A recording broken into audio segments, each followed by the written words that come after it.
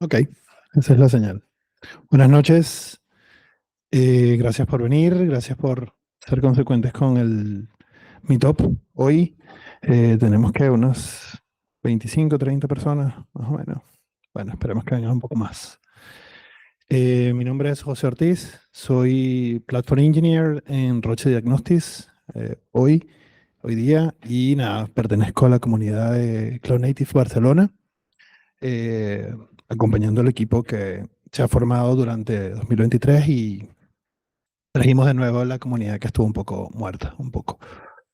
Eh, Nada, esta noche tenemos un par de charlas bien interesantes con amigos de Dynatrace y ya de Vinta para hablarnos un poco de Crossplane y unos temas de networking allí bien desafiantes e interesantes de conocer.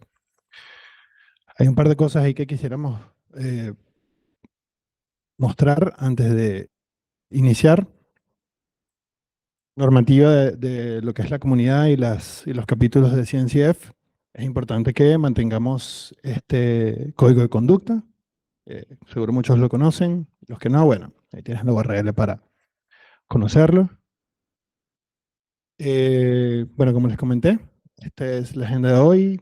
Tenemos a Joan con esta charla interesante de Crossplane, que de verdad me interesa bastante. Y a Fabián y a otro compañero que no me recuerdo el nombre. Disculpa el nombre.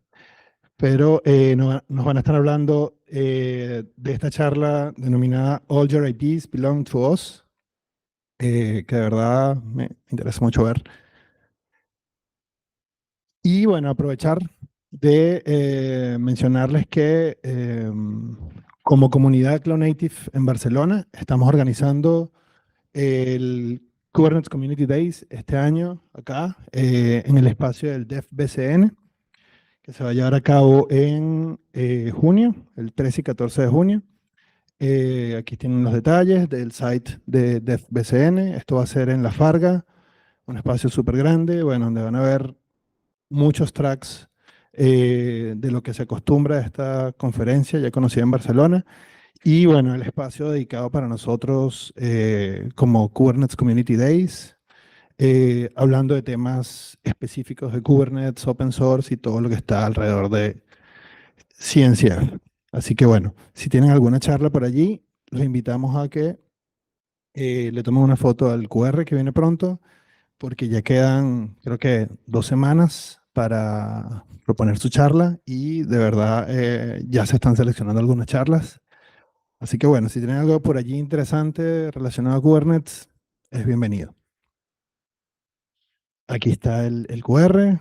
Si quieren les doy unos segunditos y si no lo vuelvo a poner luego o me preguntan y les doy el URL.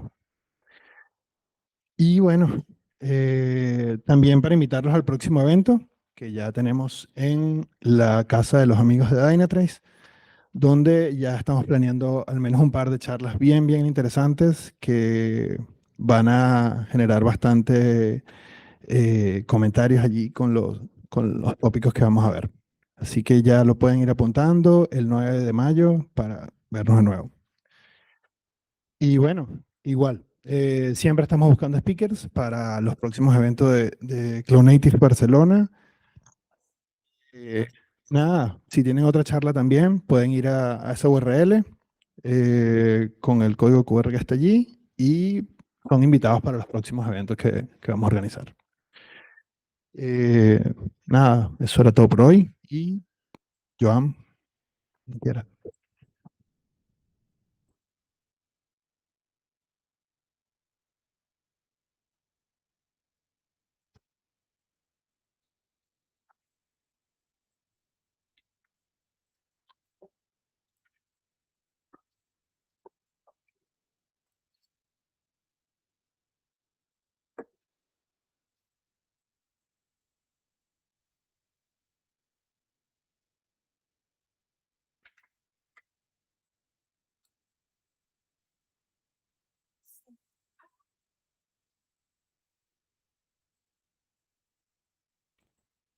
Hola, ¿qué tal? ¿Cómo estáis? Bueno, gracias a todos por venir. Me llamo, me llamo Joan, trabajo en Dynatrace desde hace 2 años, soy ingeniero de plataforma y hoy os voy a hablar sobre desarrollo de providers o proveedores para Crossplane. ¿Vale? Pero antes de empezar me gustaría saber cuántos de vosotros habéis oído hablar de Crossplane. Levantar la mano. Bueno, bastante gente. ¿Y cuántos habéis hecho algo con proveedores? ¿Habéis tenido el placer de ah, hacer alguna pull request o incluso generar alguno vosotros mismos? ¿No? ¿Nadie? Bueno, pues al menos espero que os sea útil la charla, ¿vale? Am, pero para aquellos despistados, antes de empezar, ¿qué es Crossplane? ¿Vale? Crossplane básicamente es un framework de la CNFC, ¿vale? Que permite gestionar recursos externos al clúster mediante la API de Kubernetes.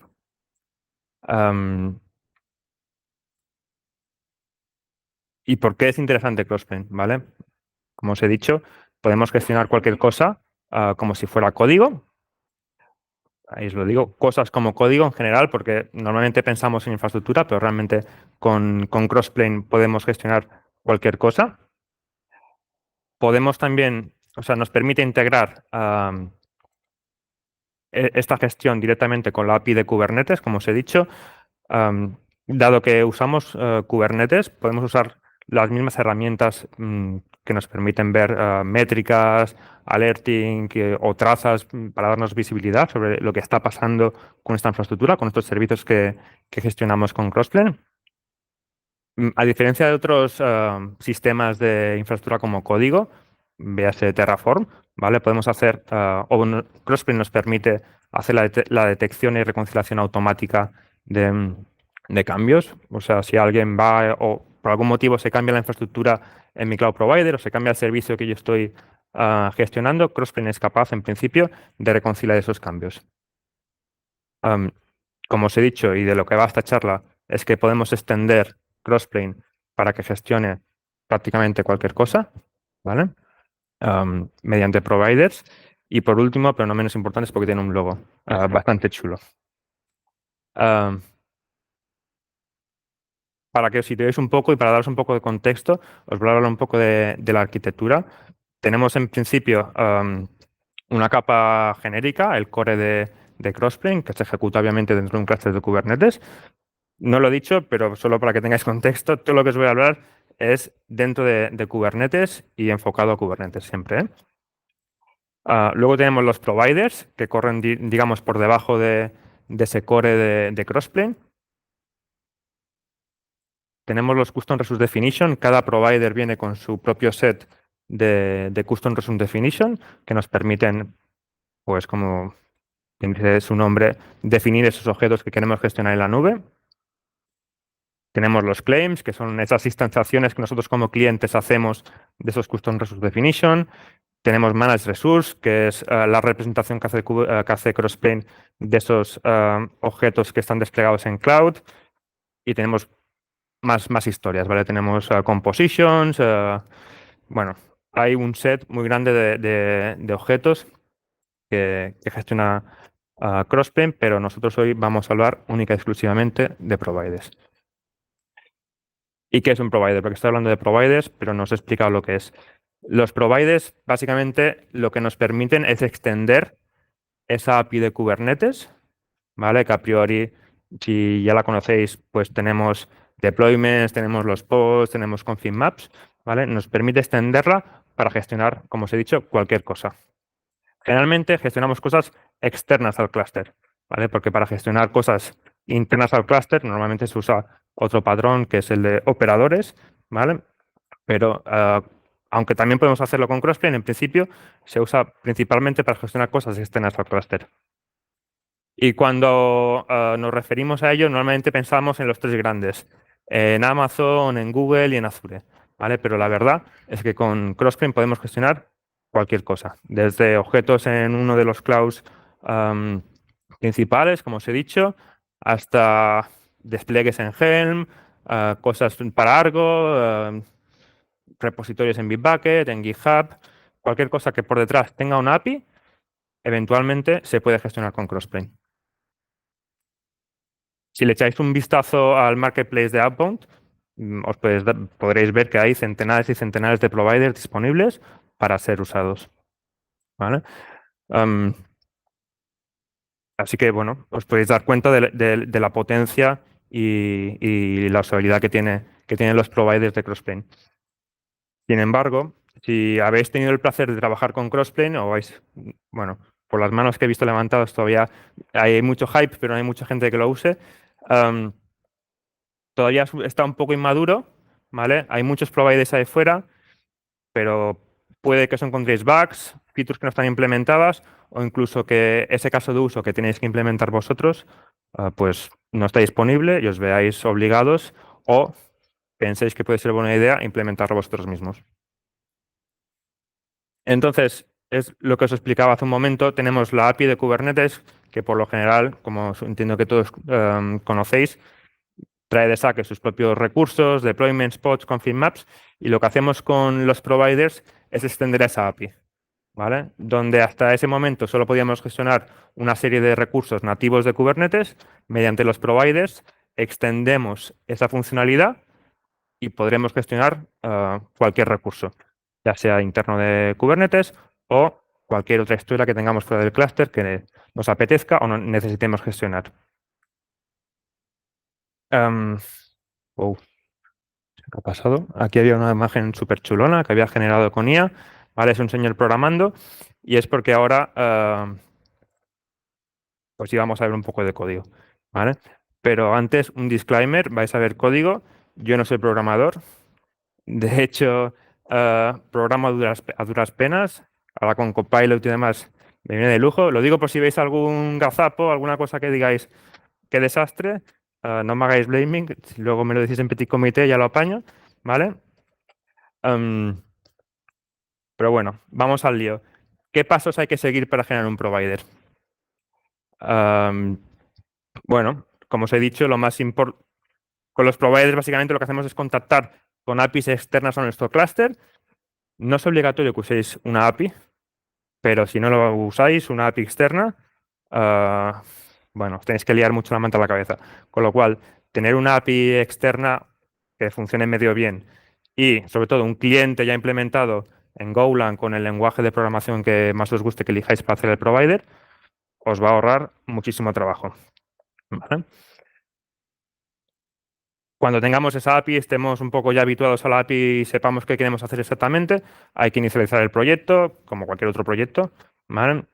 Tendréis que definir vuestra API interna, ¿vale? Del provider o los Custom Resource Definition, que luego ya veréis que hay una relación directa entre la API del provider y los Custom Resource Definition.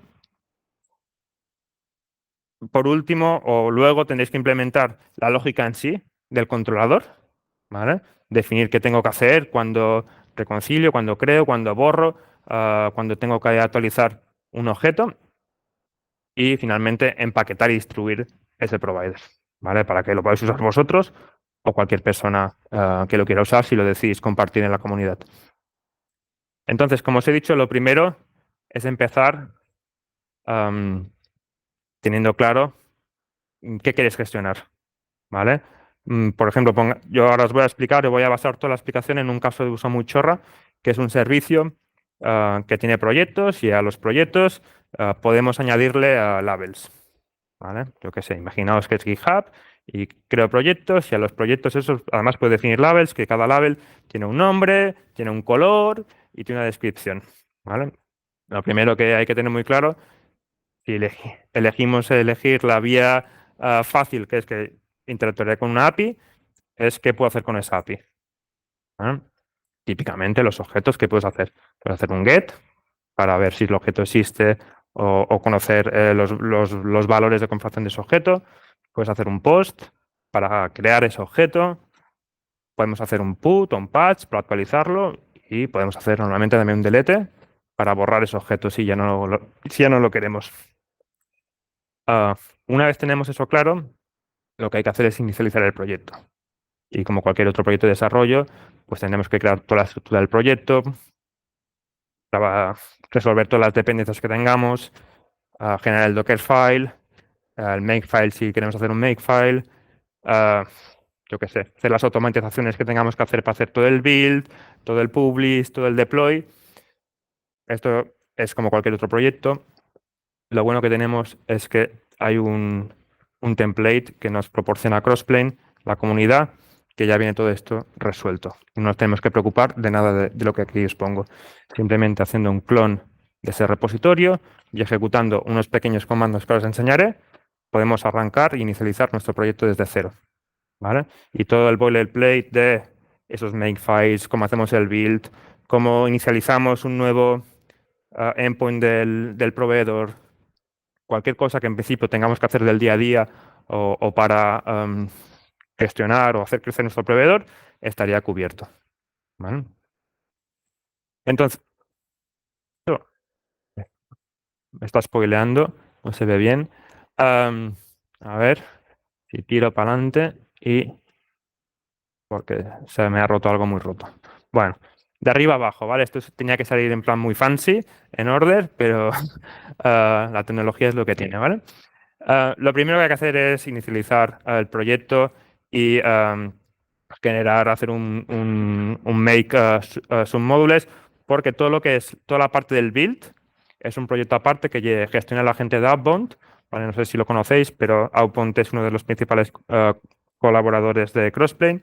Nuestro amigo Víctor, seguro que lo ha visto en YouTube, ¿vale? Es de Outbound, y son los que mantienen, digamos, toda la parte del build, como toda la parte del build y además toda la parte de generación automática de todo el boilerplate para generar proveedores. Luego, en la segunda sección, ¿vale? Haciendo un make provider prepare y poniendo tu nombre del proveedor, generarías, o sea, lo que te hace es hacer un rename de todos los templates que tienes por ahí con nombres dummies y le pone el nombre a tu proveedor correcto, a tu proveedor con el nombre que tú quieres. Y luego, en la última parte, lo que estás haciendo es instanciar el primer controlador que tú quieres dar de alta. Típicamente, cada controlador que vas a generar está asociado a un endpoint de tu API. En este caso, yo quiero crear un controlador para gestionar labels. Por eso he puesto ahí el type labels. Que eso además es como de la familia de los proyectos. ¿Vale? Porque aparte de labels en el proyecto, pues a lo mejor también va a haber usuarios o va a haber, no sé, configuraciones X. ¿Vale? Puede haber varios. Los providers, normalmente, pues cada provider puede gestionar una multitud de objetos relacionados con el mismo servicio, o podéis decidir por temas de performance o por simplicidad o porque en vuestro caso de uso solo tenéis que hacer una cosa, que vuestro provider simplemente haga una cosa, simplemente, que es gestionar labels y ya está. ¿Vale? Depende de cómo lo decidáis montar, pues lo podéis hacer más grande, más pequeño, más atómico, más genérico. Eso ya va a vuestra cuenta. Y aquí lo que os quería enseñar es que la correlación directa que hay, lo que veis a la derecha, sí, ahí, en esta parte de ahí, eso es el claim, eso es la instanciación que en el futuro haremos de mi recurso label, en este caso. Y lo que os quería enseñar es que, aunque esto lo hagáis al principio, cuando inicialicéis el proyecto, la nomenclatura importa. Y es importante que tengáis en mente cómo el nombre que le ponéis, el type, el group que asociáis a vuestro proyecto, eso luego va a tener impacto a la hora de, como veis aquí, definir el objeto en la API de Kubernetes. Veis por ahí que tenéis todo el path de la API de Kubernetes con vuestro proveedor. Tenéis también el grupo, ¿vale? De esa API y tenéis también en el client el objeto que estáis generando en ese momento.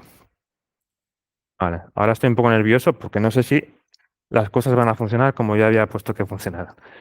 Pero bueno, ¿cómo definimos la API? ¿Vale? Esto es la definición a nivel de mi controlador, de la API que hago, la definición en Golang que voy a hacer de mi objeto. ¿Vale? Como veis, es un extract donde yo estoy definiendo los parámetros que tiene mi objeto. En este campo, en este caso, por ejemplo, es un objeto muy chorra que simplemente tiene un campo que es un string, que es el nombre, la descripción y el color. Está todo manga por hombro, no pasa nada. Cosas interesantes aquí. alguno igual lo ha visto ya, pero hay unas anotaciones en formato comentario, ¿vale? Que son de KubeBuilder. Hacer uso de esas anotaciones porque luego de aquí, con el make generate que es he puesto abajo, lo que hace esta automatización es generar los CRDs, los Custom Resource Definition, que son unos YAMLs inmensos, infumables, que si los tenéis que generar a mano, bueno, habréis deseado, no sé, dedicaros a otra cosa, ¿vale? Porque realmente son difíciles de mantener, son difíciles de generar, porque tienen muchos parámetros y es un YAML, bueno, no sé si aquí hay algún amante de YAMLs, yo no, pero si tienes que mantener un YAML de cientos o miles de líneas, bueno, es cuanto menos complicado. Entonces, a partir de este extract y de las anotaciones que estáis poniendo, no sé si lo veis, pero aquí puedes decirle si ese campo es obligatorio o no, si te coge directamente del tipo de objeto que es, si es un integer, un string o lo que sea, también te va a hacer un enforcement a nivel de CRD, de manera que lo valides en la API de Kubernetes. Le puedes dar un valor mínimo, un valor máximo, un valor por defecto. Le puedes decir que es un enum y definir exactamente qué parámetros o qué valores puede tener ese enum. Aquí puedes hacer cualquiera de las cosas que te permita hacer KubeBuilder. Y bueno, y finalmente le das al make generate, ¿vale? Y te va a generar esos CRCs. Lo mismo, o sea, cada proveedor, esto también formaría parte de la API de configuración del proveedor. Típicamente, cuando haces un proveedor, te conectas, como ya he dicho, a una API externa. ¿Qué necesitas para conectar a una API externa? Al menos una URL o un endpoint donde conectarte. Y si está medio bien hecha, necesitarás algún tipo de credencial. Pues con el provider config, aquí configuramos esa API de configuración.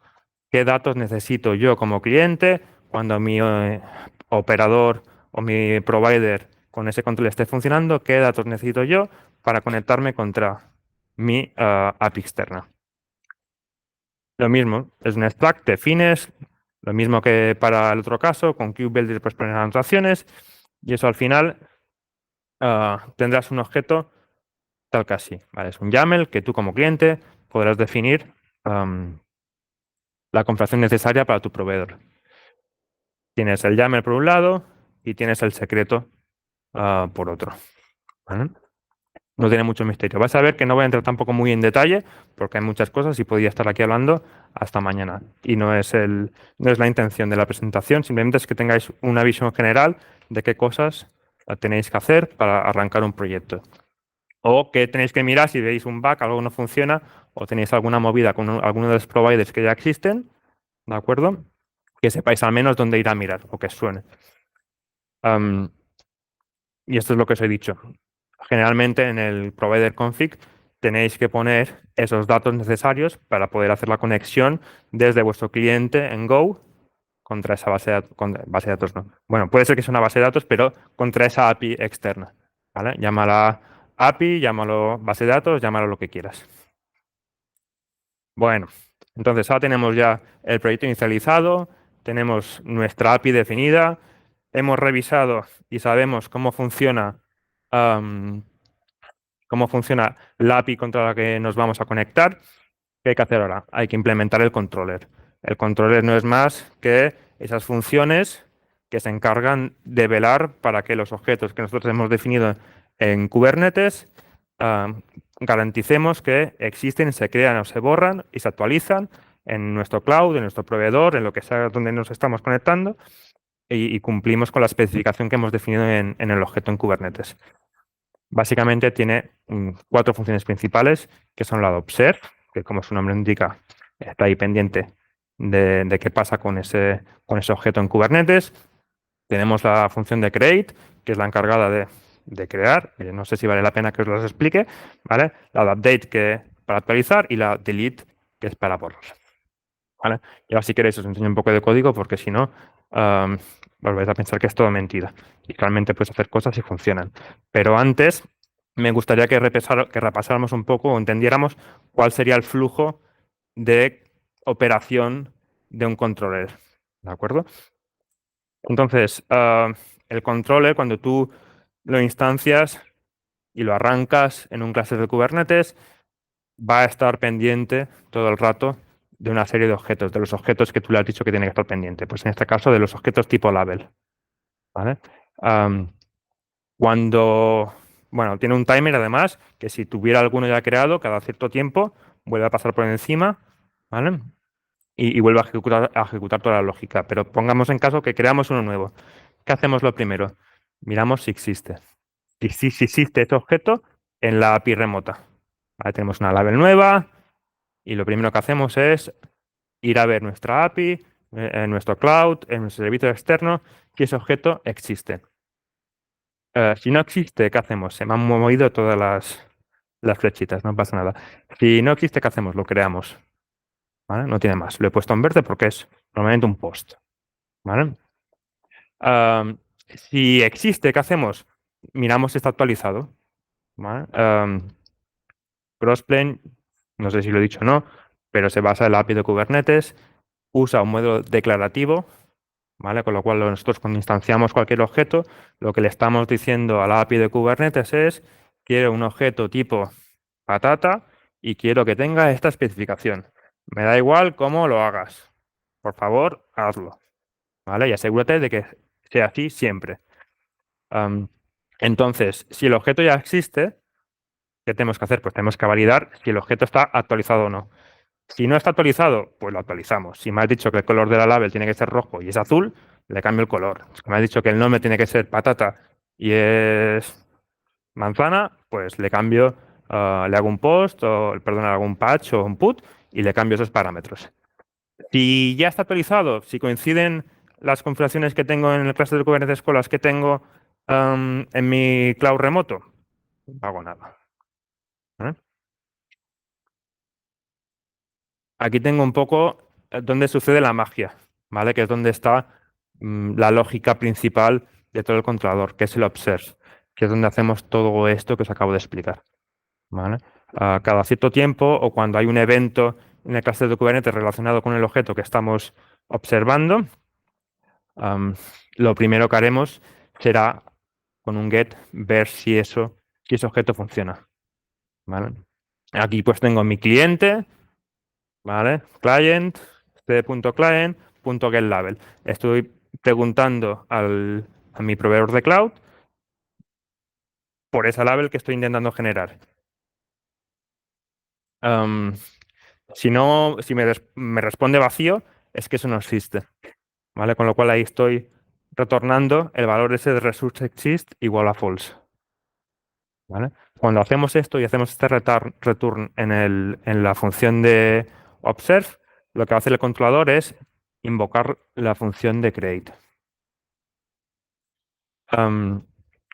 Sí, en cambio, esa función, perdona, eso nos devuelve algo, es que esa label existe, ¿vale? Entonces lo que tenemos que hacer es ver si si ese objeto está actualizado o no. Típicamente, eso lo puedes hacer en una función aparte, aquí mismo, ¿vale? Pero lo que haces básicamente es pasarle por un lado tu custom resource, o sea, el objeto que has generado en Kubernetes con la definición de esa label, en este caso, con la definición que te ha devuelto ese get del provider. ¿Vale? Entonces tienes tus dos objetos, el que se supone que tiene que ser y el que es realmente. Y los comparas. ¿Vale? Esa comparación puede ser todo lo sencilla o todo lo difícil que se os ocurra. ¿Vale? Eso ya dependerá de vuestra API, de vuestro objeto, de la definición que hagáis hecho, etcétera. ¿Vale? En este caso tengo tres campos, nombre, color y descripción. ¿Qué haría? Pues compararía uno a uno, seguramente. Si el color que me ha dicho mi cliente y está definido en Kubernetes corresponde con el color que tengo en mi cloud provider.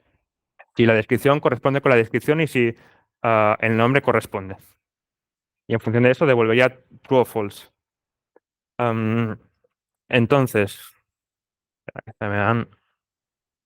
Si esta función, por ejemplo, is up to date, me hace un return false, ¿vale? Quiere decir que no machean los dos objetos que tengo. El controlador invocará la función de update, que me retorna true. Quiere decir que lo que tengo coincide con lo que tengo definido en Kubernetes. Pues simplemente hará un skip y seguirá para adelante y no hará nada más. A ver, vale. Lo del create. Voy a ir un poco rápido porque esto tampoco tiene mucho misterio, ¿vale? Y estará muy relacionado al final con la lógica que vosotros tengáis o cómo se implemente la API con la que os vais a integrar. Pero básicamente aquí lo que haces es ah, lanzarle un post a la API, ¿vale? Con los parámetros que tú tienes de entrada de tu custom resource, ¿de acuerdo? El objeto que tienes de Kubernetes, ahí te lo va a pasar tu cliente y simplemente coges los valores, te montas tu post y lo lanzas. Una cosa aquí importante o que os puede servir a modo tip, ¿vale? A modo consejo, es que si habéis tenido la suerte de trabajar con APIs, puede pasar que cuando tú generas un objeto, el nombre de ese objeto con el que luego tendrás que trabajar, hacer referencia, es un ID o un string pseudo aleatorio. ¿Vale? Típicamente yo genero una label, mi label se llama blue porque va a ser de color azul, pero cuando hago el post, mi API me dice, vale, su label ha sido creada, tiene el ID 100. ¿Vale? Con lo cual, cuando yo tengo que hacer un get de esa label, no puedo pedirle a veces, dame la label azul. Le tengo que decir, ¿existe la label número 100? Y él ya me va a devolver esa label. Es muy común, por ejemplo, si habéis trabajado con Amazon, habéis trabajado con toda la parte de C2, VPC, Security Groups, rutas y demás, los IDs que genera para sus objetos son pseudo aleatorios. Es un churraco con números y letras. Tú le puedes poner nombres si quieres y demás, pero eso no son metadatos. Son labels que los puedes cambiar. Pero cuando tienes que hacer una petición para generar ese VPC, esa Security Group o lo que sea, le tienes que pedir por el ID que él tiene en base de datos, en el otro extremo. Si tú le dices, dame el VPC, mi VPC, te va a decir, yo no, eso no tengo, o tengo 25 millones como esos, dime el ID. Pues lo mismo en este caso. ¿Vale? Esta API, cuando genera una label, en el otro extremo, esa label se guarda con un ID concreto. Que cuando yo hago el post para generarla en el create, me está retornando. Entonces, ¿qué hago? Yo uso ese ID para ponérselo como external name a mi objeto.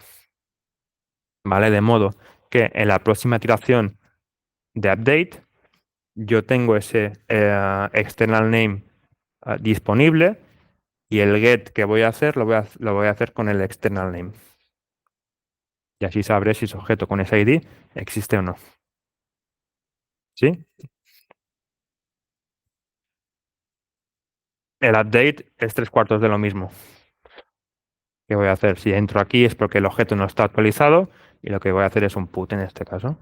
¿Vale? O un patch, eso en función de vosotros, de cómo lo implementéis o de la API en cuestión. Más cosas interesantes que podemos hacer. Esto lo podemos hacer tanto en el create o en el update. Con Crossplane podemos retornar datos, ¿vale? Para que se guarden como un secreto, para que lo guardéis en Vault, para que se guarden Kubernetes de alguna manera. ¿Vale? Esos son datos que luego tu cliente, nosotros como ingenieros de DevOps, de plataforma, de lo que sea, developers, podemos usar para acceder a ese recurso que acabamos de crear. ¿Vale? Típicamente, si estáis dando de alta una base de datos o alguna historia de este tipo, suelen ser, por ejemplo, la cadena de conexión de la base de datos, al password, el usuario, no sé, información en principio sensible o información que te va a hacer falta a ti luego más tarde para interactuar con ese objeto. Eso lo podéis guardar en el connection details en cualquier momento. ¿Vale? Cada vez que hagas un post, un put, un patch, los datos que te retorna esa API los podemos guardar aquí y eso se va a terminar guardándose en un connection details que es un secret en principio, si lo configuráis por defecto, es un secret dentro del cluster de Kubernetes asociado a ese objeto que tú has creado. ¿Vale? En este ejemplo, que es una label, no tiene mucho sentido, porque no hay nada que tengas que guardar en un secreto. ¿Vale? Pero, como os he dicho, si creas una base de datos, típicamente, pues el operador te va a devolver en el connection details el connection string para que tú luego te puedas conectar a esa base de datos. Y lo retornaría tipo sí, simplemente si es un secreto asociado con un nombre relativo al objeto que acabas de crear con un secreto. En este caso le he puesto el ID de mi base de datos, el ID de mi label. ¿Vale? Pero ahí, a ver si puedo volver atrás. Realmente le podéis, es un campo libre, le podéis pasar toda la información que queráis. Y el delete, ya para terminar, tampoco tiene mucho misterio. Cuando desde la API de Kubernetes borramos un objeto, ¿vale? Pueden pasar dos cosas.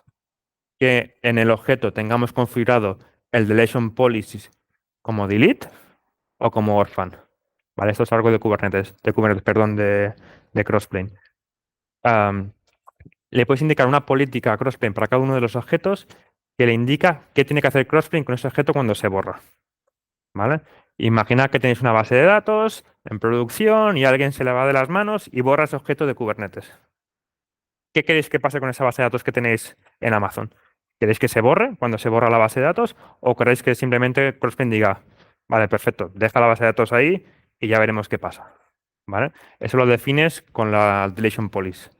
Y por defecto el deletion policy está en delete. Eso quiere decir que cuando borras el objeto en Kubernetes, Crossplane va a borrar también el objeto en tu cloud provider. ¿Vale? Pero le puedes decir que lo deje en orphan.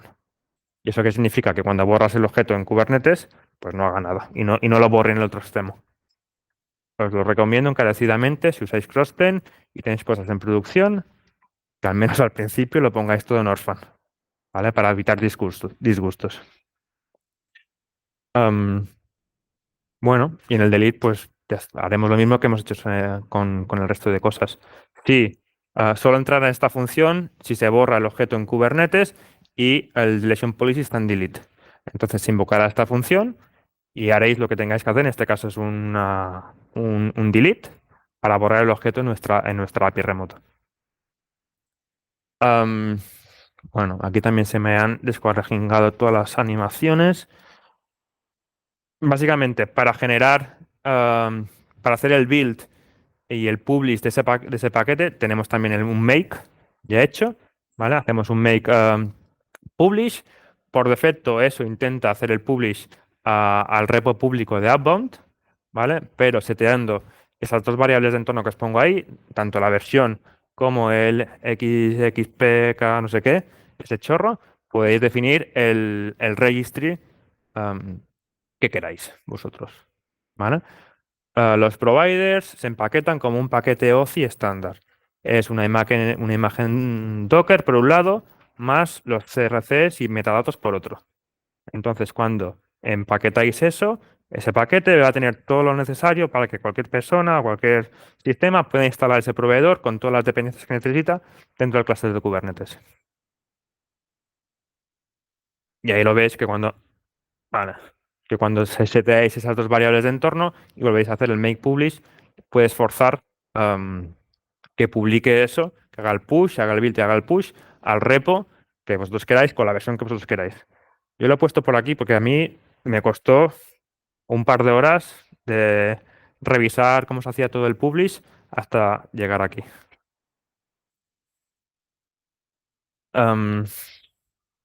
Y ya para ir terminando, cuando tenemos ya todo esto configurado, esto es lo que haríamos a nivel de cliente. Una vez tenemos nuestro provider funcionando, esto lo hemos visto antes que he hecho un salto al futuro para enseñaros el tema de la API, esto sería nuestro claim, ¿vale? Lo que nosotros como usuarios finales tendríamos es nuestro YAML que tendríamos que aplicar en nuestra clase de Kubernetes para pedirle a Crossplane que generara esta label. Si os fijáis, simplemente en los campos for providers le indicamos un nombre, una descripción, un color, que son los mismos campos que habíamos indicado antes en el extract en Go, cuando hemos hecho la API. Lo desplegaríamos, se despliega como cualquier otro objeto de Kubernetes, ¿vale? Porque no deja de ser un objeto de Kubernetes al uso. Y luego, para mirar el estado, haríamos lo mismo. Haríamos un get, tendríamos el estado ahí, ¿vale? Aquí lo interesante del estado es si os fijáis que por defecto tiene una columna que se pone external name. Y si os fijáis ahí, el external name no es el mismo que el nombre del objeto. Por defecto, si no hacéis la jugada es hacer el external name es igual al nombre del objeto. Pero en este caso, como yo luego necesito el external name que sea el ID de esa label para poder ir a buscarla y ver si está actualizada o no. Lo seteamos y lo tenemos ahí siempre. Y ya para terminar, ah, si tenéis una buena API con la que trabajar y sobre todo un buen cliente en Go o en el framework que uséis para hacer el provider, os va a ahorrar muchísimo trabajo y es fundamental para que las cosas os salgan rápidas y fáciles. Con los providers de Crossplane podemos extender la funcionalidad que viene nativa en Kubernetes y gestionar, como habéis visto, cualquier recurso, ¿vale? Que en principio tenga una API asociada. Si no tiene una API asociada, se puede hacer también, pero le tendréis que dar un poco más al seso para ver cómo os conectáis, cómo lo actualizáis, cómo lo creáis y demás. Ah, el bootstrapping y toda la gestión y el boilerplate, que en principio podría ser lo más costoso, desaparece aquí porque tenemos el template. No nos tenemos que preocupar de nada de eso. ¿Vale? Solo nos tenemos que focalizar en implementar la lógica. Cómo creamos esos objetos, cómo verificamos si ese objeto existe y cómo lo actualizamos. Y con esto, pues ya estaría. Muchas gracias. No sé si hay preguntas.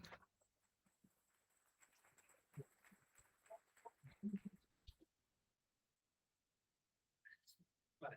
No sé, una pregunta un poco absurda, porque no trabajo ni con Crossplane ni con Terraform, ¿Vale?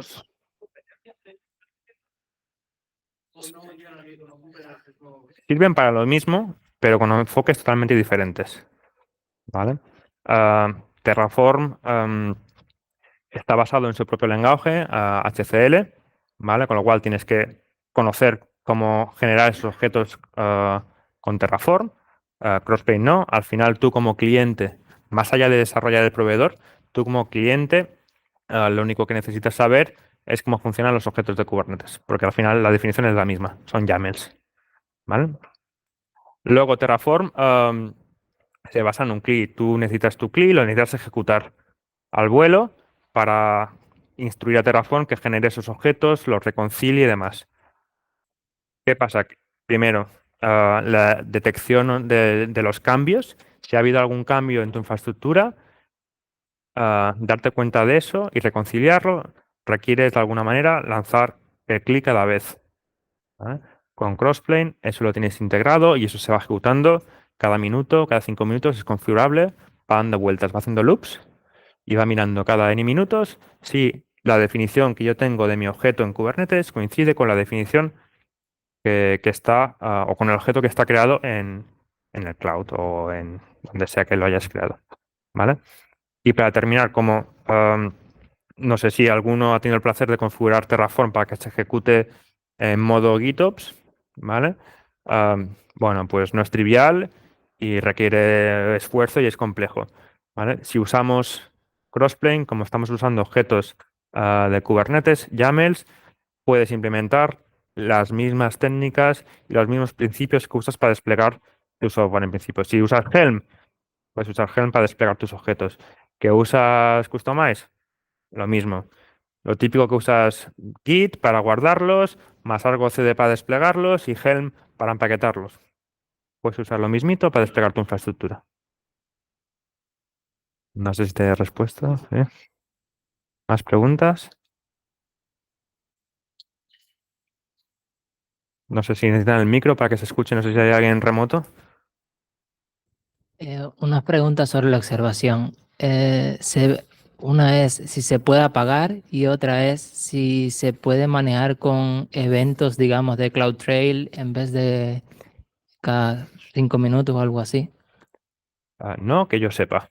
Pero al final estás programando. Entonces supongo que si sabes hacerlo, yo no sé hacerlo, ¿vale? Pero supongo que eventualmente podrías hacer. Pero te hago una contrapregunta. ¿Por qué querrías hacerlo así? Sobre todo, ¿por qué te interesaría apagarlo? ¿Vale? Cuando una de las features más interesantes es que no te tengas que preocupar y estés siempre actualizando tu...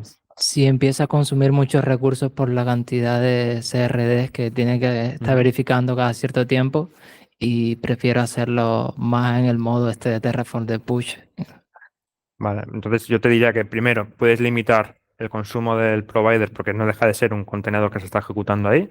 Le puedes meter los limits y las cuotas, lo que quieras ponerle ahí para limitar el consumo, ¿vale? Luego te penalizará o no en el rendimiento, ¿vale? Pero lo puedes limitar. Y por lo demás, pues la verdad es que no lo sé. Vale, no, muchas gracias. Gracias. Este chico había levantado la mano. Sí, hemos visto que podemos hacer estos providers así de forma bastante fácil y se pueden publicar en un registry y demás. Ujú. Y esto me hace preguntarme, ¿estos providers cómo hablan con Crossplane? Crossplane, la capa esa core que os he enseñado, realmente lo único que hace es proveer los objetos, digamos, de primer nivel. Los provider configurations y demás, esas definiciones que todo provider necesita. Todo lo demás lo hace el provider. No deja de ser un operador al uso, como cualquier operador que esté ejecutando en Kubernetes, como el kubeproxy, como el deployment operator, lo que sea que está ahí, está ejecutando todo el rato y está vigilando los objetos de los que él es responsable. Entonces, ¿estos providers son independientes entre ellos? Sí. Ah, perfecto. ¿Vale? Ok. Son independientes entre ellos, pero puedes hacer mucha magia. ¿Vale? Puedes hacer que, de alguna manera, los objetos de un provider am, retroalimenten objetos de terceros. ¿Vale? Esto, si habéis trabajado, si habéis visto algún ejemplo de comparaciones complejas, por ejemplo, en cloud, ¿vale? Si en el mismo mm, eh, entorno, el mismo ecosistema, tú estás desplegando por un lado mi VPC, pero también estoy desplegando mis redes, mis rutas, ¿vale?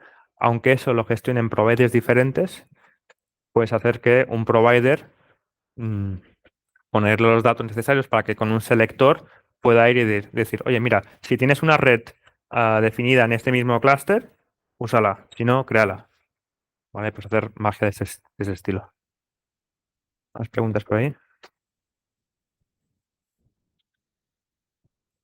Sí, una que es siguiente a sigo a la pregunta antigua, que es sobre los rate limit, porque si vas a Amazon, a AWS, tiene rate limit en todas las API, ¿no? Y no sé, tienes un Crossplane que te hace un bucket de S3, ya estás intentando crear como miles de buckets de S3 y va a hacer un reconcile cada 2 por 3 y vas a petar los rate limit casi seguro.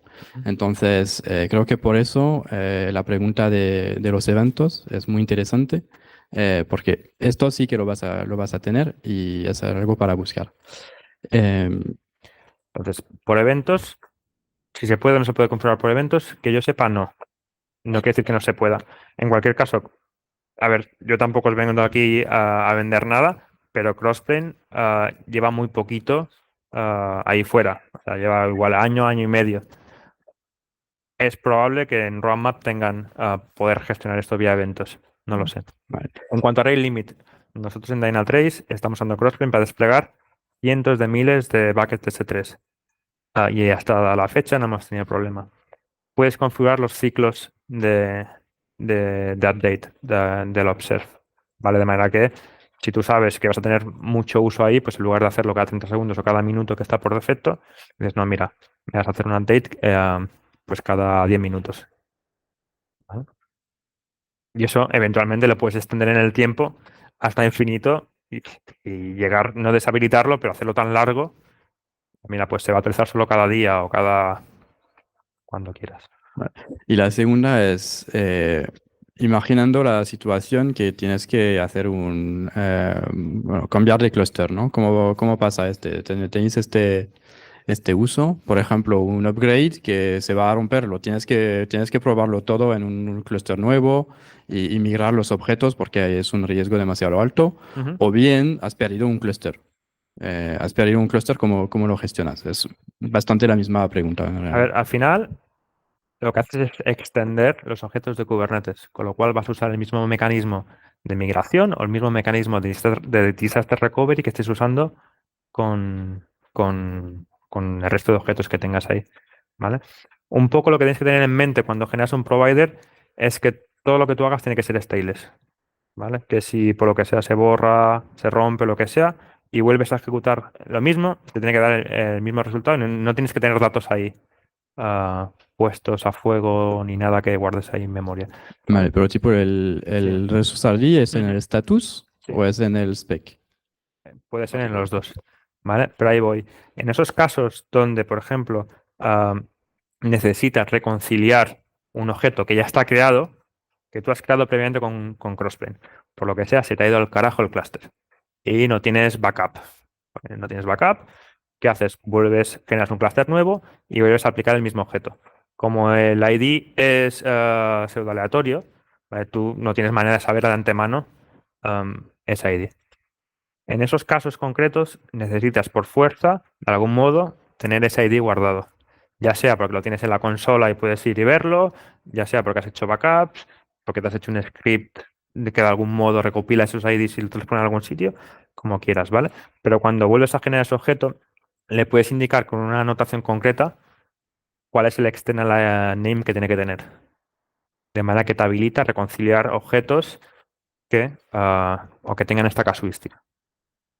¿Vale? Pero básicamente, si tienes cualquier mecanismo de backup en Kubernetes que te haga típicamente un backup de LTCD, recuperas tu clúster, vuelves a poner los mismos objetos tal y como estaban, y si lo hemos hecho bien a nivel de programación, todo debería funcionar como estaba.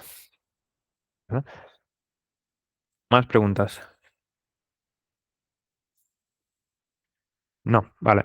Pues lo último que os voy a pedir, por favor,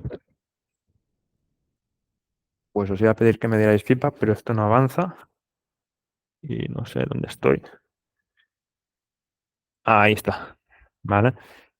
Soy muy newbie en esto de dar charlas, así que os pido por favor que si podéis darme feedback, os lo agradeceré.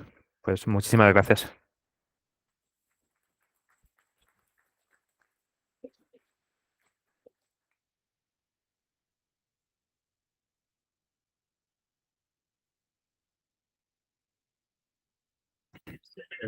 Sí, por favor.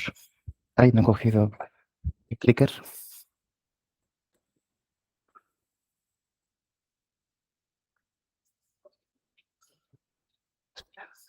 Lo he dejado por aquí, creo. Uy, spoilers.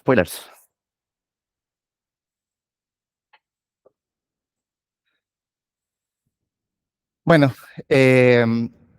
cuando tienes un clúster, gestionas un clúster de Kubernetes y estás de guardia. Oh, spoilers. Espera. Siempre tiene que haber fallos de última hora. Mejor. Cuando tienes un clúster de Kubernetes y tú estás de guardia de ese clúster, hay 3 alertas que generalmente te van a helar la sangre. Una es, el DNS no funciona. Siempre es DNS.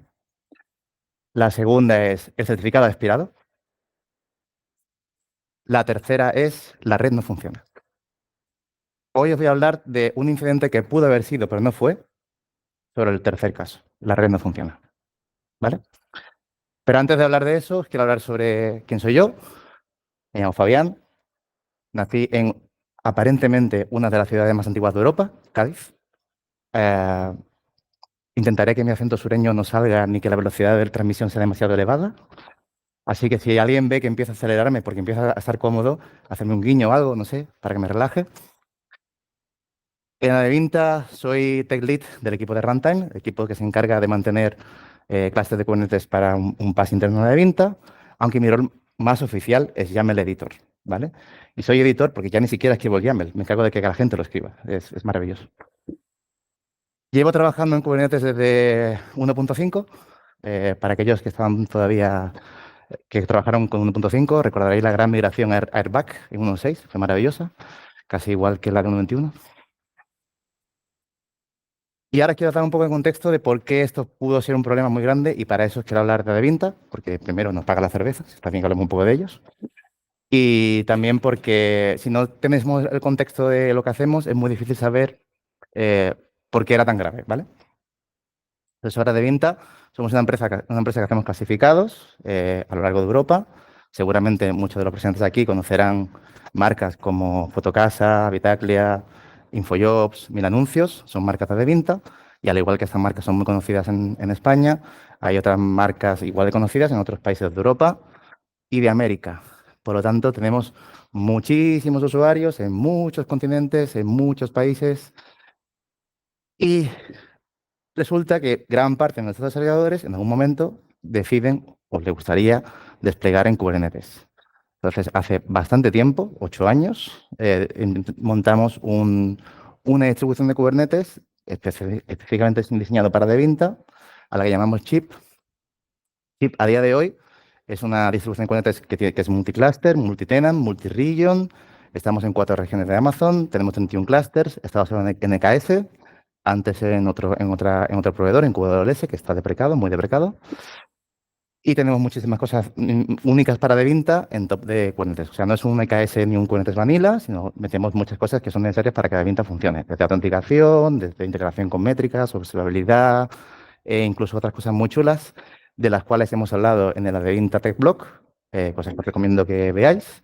Porque una de las cosas que podéis ver es como en uno de nuestros incidentes no fue DNS, pero sí fue DNS.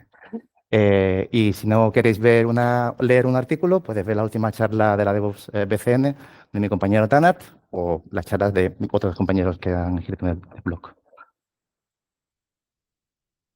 Entonces, volviendo a la red. Esto, más o menos, grosso modo, a alto nivel, que seguramente mis compañeros luego me dirán, ¿te equivocaste? Pero sí, es un poco así. Es cómo montamos la red en nuestros clusters, ¿no? Esto tiene una historietas. No se ve muy bien, pero supuestamente aquí pone cuentas de Amazon de la gente, y aquí se ve data centers, y aquí pone Internet. Entonces, cuando empezamos el proyecto, pensad que hace 8 años, 2016, Kubernetes no era tan famoso ni tan conocido como ahora. La gente lo que desplegaba era instancias en sus cuentas, ¿vale? Sí que había interés en desplegar en Kubernetes, pero evidentemente nadie quiere tirar lo que tiene y empezar a mirarse a un sistema nuevo. No, la gente quiere interoperabilidad, ¿vale? Entonces tomamos la decisión en aquel momento de que nuestros clusters de Kubernetes estarían en una cuenta conectadas a las cuentas de los clientes. ¿Por qué? Porque esta aplicación que corre en Kubernetes seguramente en algún momento quiera hablar con una base de datos. Esa base de datos no va a estar en la cuenta en la que vive el clúster, estará en la cuenta del cliente. Y en algún momento seguramente tu aplicación quiera hablar con un bucket S3 que no va a estar en tu cuenta, estará en la cuenta del cliente. Y así podemos seguir, ¿vale? Cuando tú despliegas un clúster, tomas una decisión a nivel de networking. Todos lo hacemos, ¿vale? Generalmente, la arquitectura típica es, tenemos nodos en una red interna que tienen algo parecido a una gateway que les permite salir a Internet. ¿Por qué hacemos esto? Porque no queremos que nuestros nodos estén expuestos al público para que los hackers vengan y digan, jaja, he entrado en tu clúster, ¿vale? Y el control plane o está público porque queremos que sea así, o más seguramente estará cerrada a algunas IPs, a algunos sitios, ¿no? ¿Qué es lo que hacemos aquí? Básicamente tenemos algunas cosas que salen por Internet directamente, como por ejemplo balanceadores, etc. Más cosas. Tenemos políticas de red dentro del clúster y lo más importante, como decía, es que aquí hay conexiones hacia otras cuentas, a veces con un peering, a veces con un Transit Gateway. Esto es un detalle de implementación, pero nos gusta. ¿Por qué? Porque el Transit Gateway nos habilita a hablar con data centers, ¿vale? Otra de las decisiones que solemos tomar a nivel de networking es el CNI, ¿vale? Supongo que sabéis lo que es, pero por si no, un CNI es una interfaz abierta para gestionar o para configurar la red de los containers. No solo de Kubernetes, hay otros orquestadores que también tienen CNIs, como Mesos. Yo trabajaba en Mesos antes. Y cuando tú despliegas en Kubernetes un CNI, tienes que tomar una decisión de qué CNI te va bien a ti, por tu caso de uso, porque te sientes cómodo, porque tiene una feature que tú necesitas, ¿vale? Ahora os voy a guiar un poco sobre el tiempo. 2022, octubre. Esta parte de la derecha os va a explicar el estado de 3 cosas. ¿Cuántos clusters teníamos? 8. ¿Cuántas IPs libres teníamos? 48.000. ¿Y cuántos pods había más o menos en los clusters corriendo? 15.000. ¿Vale? Éramos felices. 2022, todo iba bien. No estábamos en EKS, teníamos nuestro propio proveedor de Kubernetes, era QWS. Lamentablemente, QWS se deprecó muy fuerte, ¿no? Y claro, te encuentras con un proyecto que te permite crear clústeres, que está deprecado, y tienes que tomar una decisión de qué vas a hacer en el futuro. En aquel momento, 2022, EKS ya empezaba a estar más consolidado que en años anteriores, con lo cual era obvio que era una buena opción.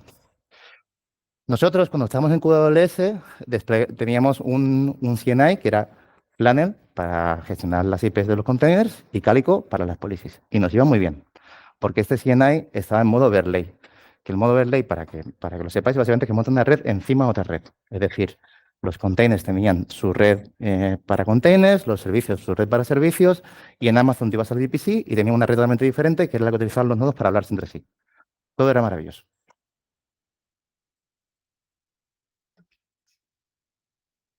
Empezamos a pensar en que EKS tenía que ser el futuro porque nuestro provider estaba deprecado. ¿Vale? Cuando uno migra, lo más lógico y lo más normal es intentar tocar lo menos posible. ¿Qué hicimos? Vamos a utilizar lo que tenemos, Flannel y Calico, porque así no tenemos problemas. Primer problema que encontramos. Seguramente en vuestros clusters configuráis algo que se llama admission webhooks. Cuando un pod se crea o un volumen se crea o un service se crea, hay una serie de pasos en la admisión, que hay una serie de controladores, por ejemplo, Gatekeeper, Kyverno o el controlador del ingress, que validan que ese objeto que va a entrar en el clúster es bueno. ¿Vale? Nosotros tenemos unos cuantos, desde políticas con Gatekeeper, desde el ingress que valida el objeto, etc. ¿Vale?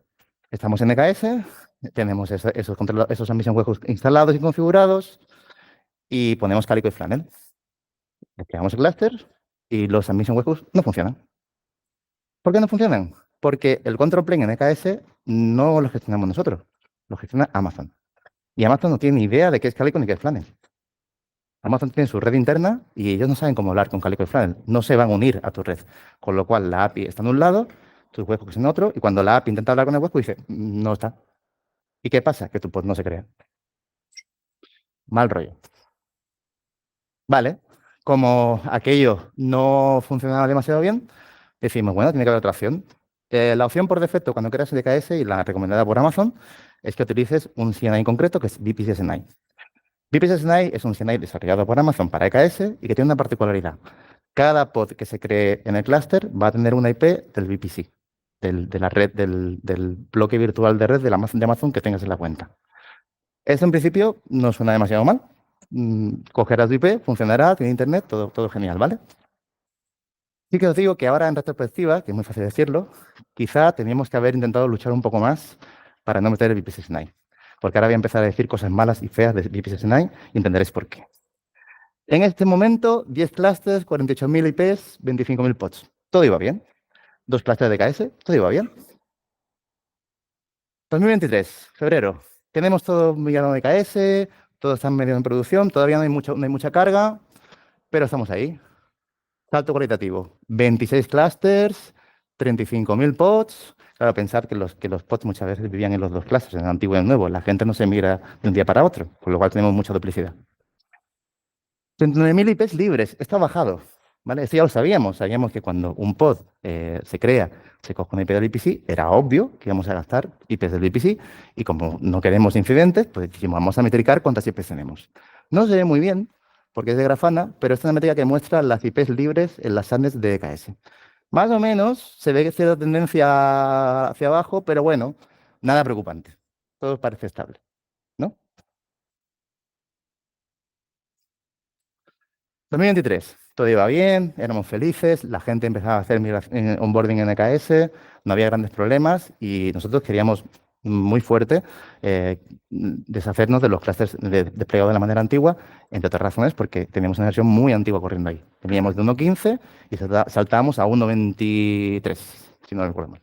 Estoy mirando para allá para ver si me corrigen. Entonces, vale, decimos, todo bien, vamos a mover más cosas a EKS. ¿Por qué no? Primer aviso. Alerta, PagerDuty Alert. PagerDuty nos llama y nos dice, hoy este pod resulta que no tiene una IP para asignarla. Y dijimos, ¿qué ha pasado aquí? Esto pasó en una región en concreto que es más pequeña que el resto, en un cluster en concreto que es más pequeño que el resto. Y cuando miramos el número de IPs en ese cluster, efectivamente, todas las IPs se habían agotado porque VPC SNI asigna una IP por pod y ahí habíamos crecido mucho y no había más IPs. Pero dijimos, bueno, es una región pequeña. Podía pasar, ¿vale? Pero fue el primer aviso de que aquí algo puede ir mal. Como estábamos un poquito preocupados, llegamos a agosto de 2023. Tenemos 31 clusters, 43.000 posts, pero solo 96 IPs libres. Teníamos de 48.000. Nos quedan 96. Claro, aquí es crisis, gabinete de crisis. Llamas a la gente, te reúnes una sala de Slack y dices, oye, ¿qué hacemos? ¿Qué hacemos con eso? Porque tenemos que solucionarlo. Estamos muy cerca de generar un incidente muy gordo. Y nosotros gestionamos los workloads de muchas marcas de venta. Y es un incidente muy desagradable de hacerlo post-mortem, porque básicamente es delante de tus clientes diciendo, sí, se ha roto. Lo siento. Entonces, ¿qué opciones tenemos? Bueno, si vas a cualquier post de Amazon y muchos otros que han hablado sobre el tema, la primera opción que sale es muévete a IPv 6. IPv 6 te da muchísimos bloques libres, no tienes que preocuparte nunca más de bloques libres en tu vida.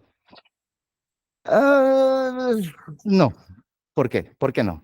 Al menos no en nuestro caso. Hablo en nuestro caso siempre, ¿vale? Porque si te mueves a IPv 6, primero, en nuestro caso no había una política, no sé si lo hay todavía, pero no había una política de cómo asignamos los bloques de IPv 6 dentro de la empresa. Nosotros tenemos, como casi cualquier empresa grande, una IPAN interno que dice, vale, este bloque te toca a ti, este bloque me toca a mí, este bloque lo uso yo, porque les hace falta a la gente de seguridad, les hace falta a la gente de networking saber qué bloque le pertenece a cada uno para poder buscar quién gasta dinero o quién tiene incidente de seguridad. No tenemos esa política. Se podría haber implementado, pero claro, pensamos que estamos a 96 IPs del desastre, no era tiempo de igual empezar a abrir ese debate, ¿no? Y segundo, si te pones a rascar un poco más, te dirán que IPv 6 funciona muy bien, pero claro, si utilizas según qué servicios de Amazon, es solo IPv 4, con lo cual tienes que mantener túnel para IPv 4. Tampoco es un problema, lo podemos mantener, todo genial. Pero hay una tercera razón por la cual nos da un poquito de respeto movernos a IPv 6.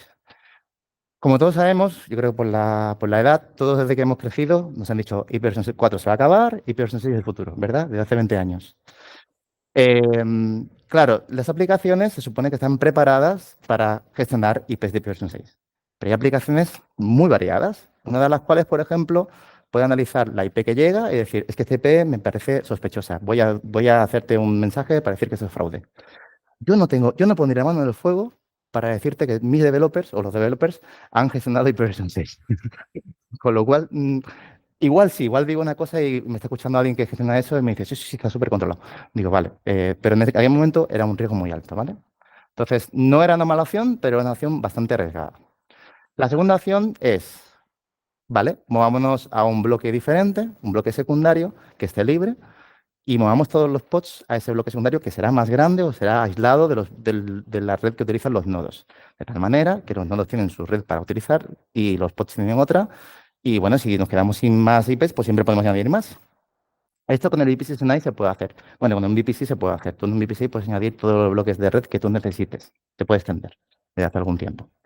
Hay un modo del VPC Tonight que es muy interesante, que es el Custom Networking, que tiene un nombre un poquito confuso, pero básicamente lo que esto quiere decir es, en cualquier instancia de Amazon que tú levantes que utilice VPC Tonight, o en general cualquier instancia de Amazon, puedes añadir tarjetas de red a esa instancia, ¿vale? Entonces, depende del tipo de instancia, tienes un número de tarjetas de red que puedes asociar a esa instancia. Depende del tamaño. Algunas tienen 2 instancias máximo, otras tienen 8. Lo que hacemos aquí es que de las instancias que tenemos disponibles, la primera la utilizamos para hacer un NAT. Entonces, esa instancia se registra con la IP primaria del VPC, que puede hablar con el resto de nodos, y las otras instancias con la secundaria. De tal manera que los pods siempre tendrán IPs de la secundaria, pero cuando quieran hablar con otros nodos o con Internet, van a través de la primaria, ¿vale? Funciona con un coste, que si antes podías utilizar dos interfaces de red y con eso podías dar servicio a 80 pods, te queda una. Igual tendrá menos pods para servir. Es menos eficiente, pero funciona.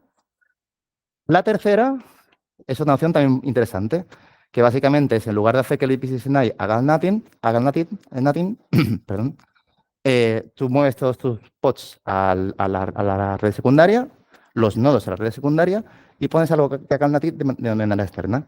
Amazon sacó hace algún tiempo un gateway privado y lo que tú dices es, bueno, pues si tienes que hablar fuera del VPC del clúster, pues habla con el gateway privado y ya él se encargará de gestionar la salida de Internet o la salida de otros sitios de la red.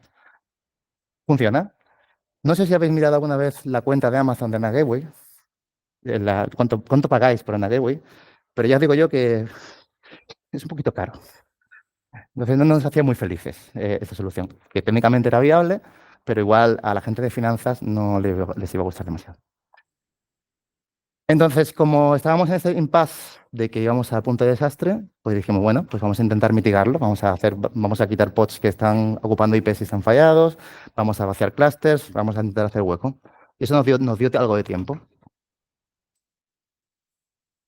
En junio, cuando recibimos el primer page, evidentemente no nos quedamos quietos, sino empezamos a pensar qué podemos hacer, ¿vale? De hecho, esas tres opciones son las tres que analizamos. En nuestro caso, y digo nuestro caso porque cada caso es diferente, usar Custom Networking parecía lo más fácil de implementar. Pues lo que hicimos.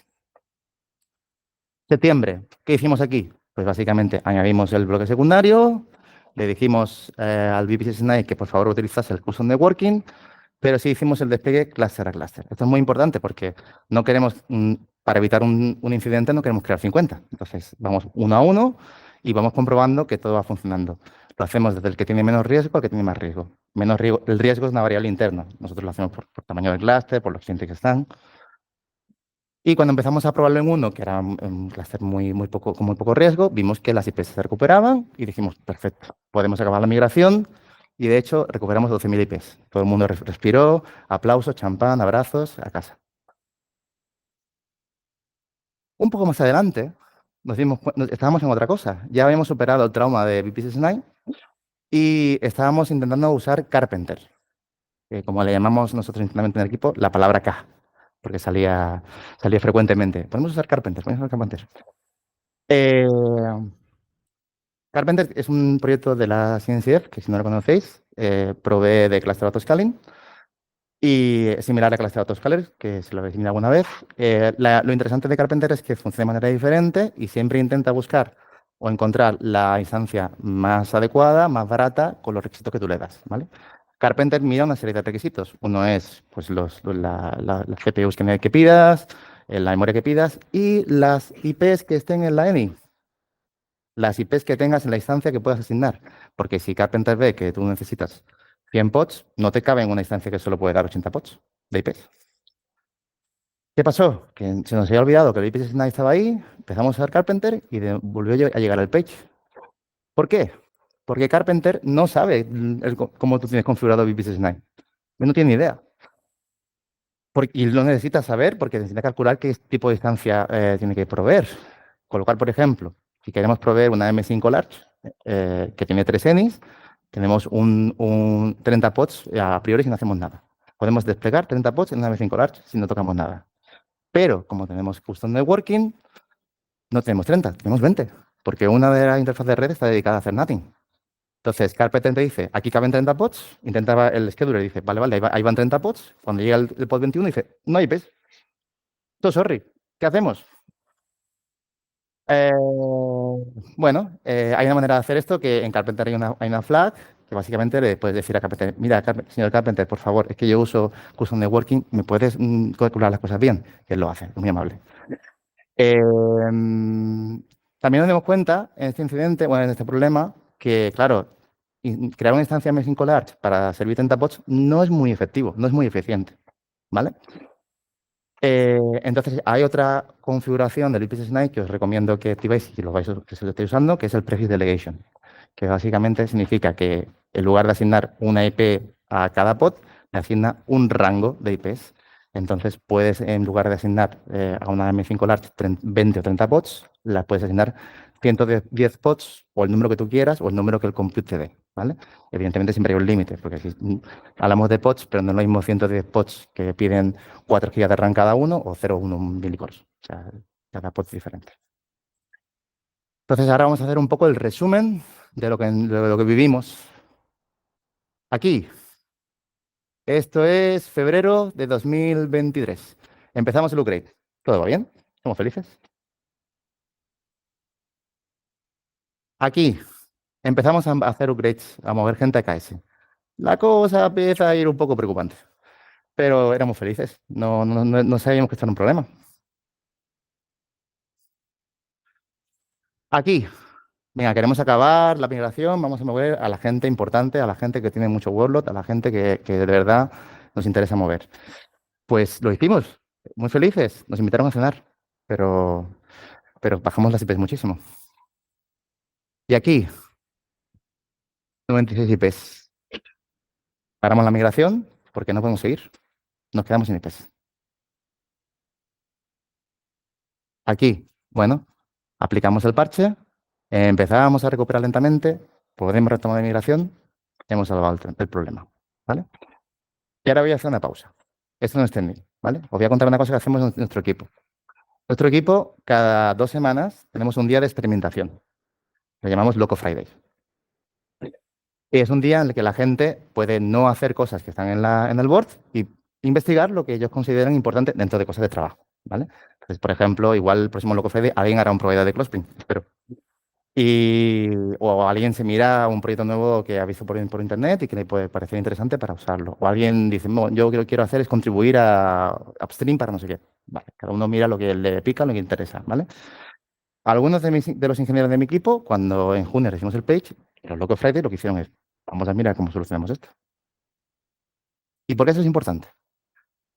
Porque en junio dijimos, esto es un problema, vamos a tener que mirarlo.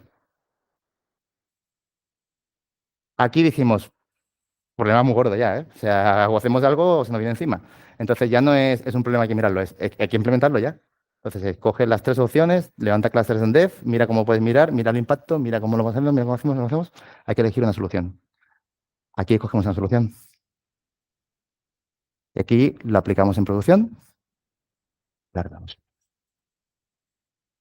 Y esto es todo lo que tengo que contaros hoy.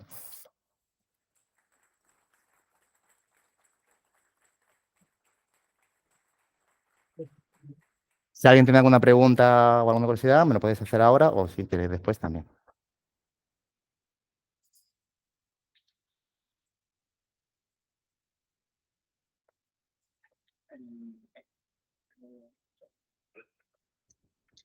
Voy a dejar el clicker, perdón. ¿En algún momento considerasteis o habéis considerado no usar VPC CNI, o sea, migrar fuera de VPC CNI? Sí, evidentemente sí. Hay, de hecho, varias opciones para ello. El problema realmente no es considerarlo, que lo hemos considerado muchas veces, es una vez que estás en producción con VPC CNI, imaginemos que queremos no usarlo, ¿no? Por ejemplo, podríamos seguir algo como Cilium. Y claro, el tema ¿es fácil instalar Cilium desde cero? ¿Cómo de complejo es la migración de un cluster en producción de un CNI a otro? Es viable, no es imposible, es viable, pero es un coste a considerar. Entonces sí, lo hemos considerado y de hecho no descarto ni descartamos que en algún momento, por otras razones o por esas razones, vayamos a otros CNIs como Cilium o como incluso Calico o otros CNI que puedan surgir en el futuro. Pero claro, el coste de migración no es cero. Y es el recomendado por Amazon. Así que también puedes asumir o esperar que Amazon va a mejorarlo y va a darte features que igual no tiene ahora, pero que tendrá en el futuro. Como por ejemplo, antes no soportaba Network Policies y ahora las tiene. Con esto no estoy defendiendo a Amazon, ¿eh? Si me ve algún tablet de Amazon, no es el caso. Perfecto, gracias.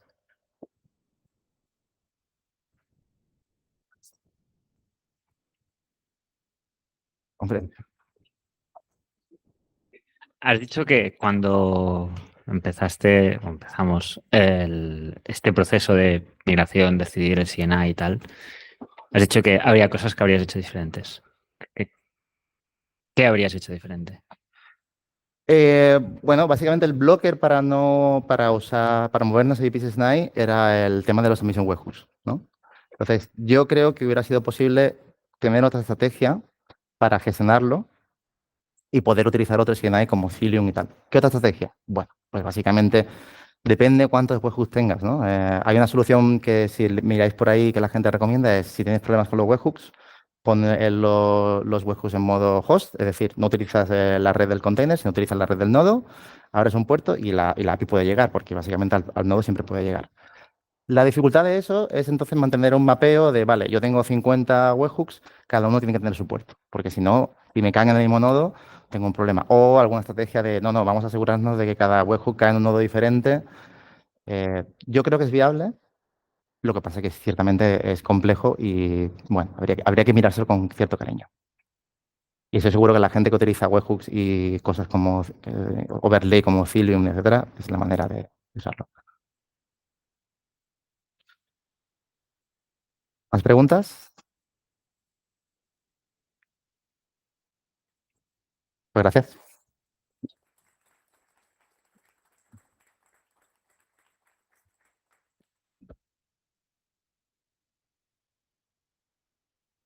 Gracias por las preguntas y la atención. Creo que, bueno, en el momento que esperábamos, unas pizzas, unas cervezas, compartir, conversar. Y bueno, no se olviden, no voy a poner las slides nuevas, pero si tienen alguna charla que quieran compartir con nosotros para una próxima oportunidad, bienvenidos. Gracias por estar y los esperamos en la próxima.